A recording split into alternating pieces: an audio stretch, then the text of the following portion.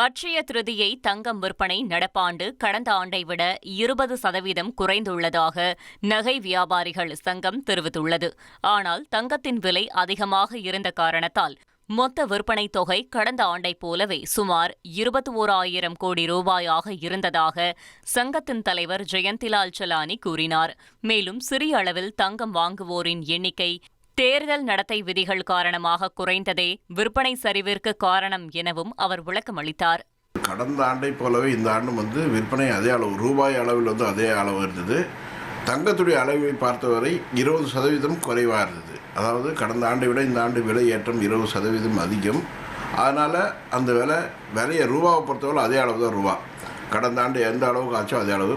ஆனால் எடை இந்த வருஷம் 20% குறைஞ்சிருக்கு. இனி செல்லும் இடமெல்லாம் செய்தி. தந்தி டிவியின் வாட்ஸ்அப் சேனலை ஃபாலோ பண்ணினா செல்ல இருக்கும் இடமெல்லாம் செய்தி. இதோ QR கோட் இப்பவே ஸ்கேன் பண்ணுங்க, ஃபாலோ பண்ணுங்க.